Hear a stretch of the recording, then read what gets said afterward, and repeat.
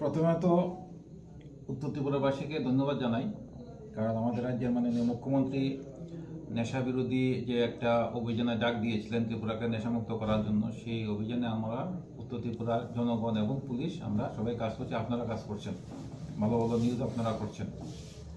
আজকেও যেটা করেছে আমার ওসি কদমতলা ইন্সপেক্টর শিবরঞ্জন দে, একটা গোপন খবরের উপর ভিত্তি করে রশিদ আহমেদ বলে পাতারকান্দির একজনকে ডিটেইন করেছে।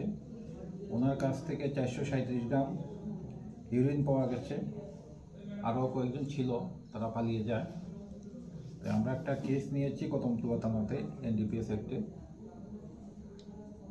যেই মালটা পাওয়া গেছে এটার কালোবাজারের মূল্য প্রায় 40 লক্ষ টাকার মতো হবে। ইনভেস্টিগেশন চলছে।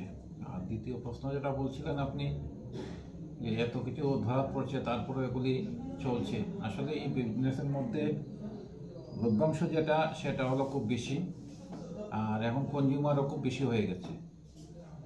আর যেগুলি আমরা সিজ করছি সেগুলিকে ট্রান্সপোর্ট করার জন্য কোনো পরিশ্রমের দরকার নেই। যেমন কাঠের ব্যবসা যদি করতে হয়, বড় বড় মালপত্র নিয়ে যেতে হয়, এটি ছোটো ছোটো ব্যাগের মধ্যে করে নিয়ে যায়। যেমন এখানে দেখুন কত টাকার মাল আছে।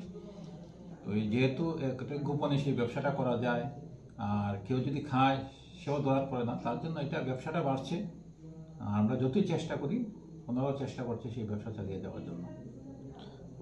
সফল হবে না। ধৃতকে কি রিমান্ড কালকে আমরা কোর্টে প্রডিউস করব, রিমান্ডে নিয়ে আসবো। বাকি কে কে ছিল কিছুটা আমরা ইনফরমেশন পেয়েছি, তথাপি রিমান্ডে এনে বাকিটা আমরা বের করবো।